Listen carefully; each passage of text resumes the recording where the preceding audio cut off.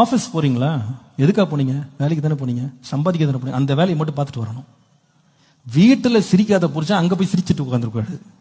நீங்க இழிச்சீங்கன்னா இழிக்கிறதுக்கு 2 பேர் இருப்பாங்க, மாட்டிக்கிடுவீங்க. அப்புறமா பாஸ்டர் பாவத்தில் விழுந்து விட்டேன், நான் என்ன பண்ண முடியும்? எதுக்கு அந்த சிரிப்பு? உனக்கு தேவையில்லைல்ல. எதுக்கு போன? வேலையை மட்டும் பார்த்துட்டு வந்துட்டே இருக்கும். அங்கே ஆண்கள் இருப்பாங்க, பெண்கள் இருப்பாங்க, கண்ட கதையை பேசுவாங்க, தேவையில்லாத காரியங்கள். உனக்கு எதுக்கப்பா அந்த இடம்? துன்மார்க்குட ஆலோசனை நிக்காத, பாவியின் வழியில உட்காராத, பரியாசங்கார உட்கார இடத்துல உட்காரதான் போட்டிருக்கல. எதுக்கு நீ அங்க உட்காந்துட்டு கரைப்பட்டேன்னா நான் என்ன பண்ண முடியும்?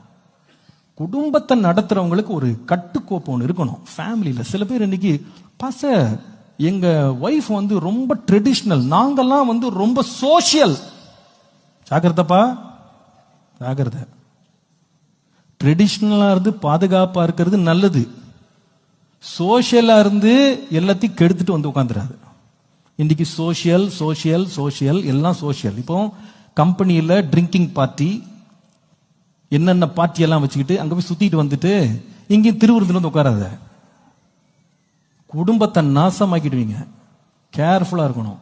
மாடர்ன் சொசைட்டி, கான்டெம்பரரி வேர்ல்ட்ல நாங்க இருக்கோம். நாங்கெல்லாம் புதுசா ட்ரெண்டியா இருக்கோம். மூடத்தனம் இது.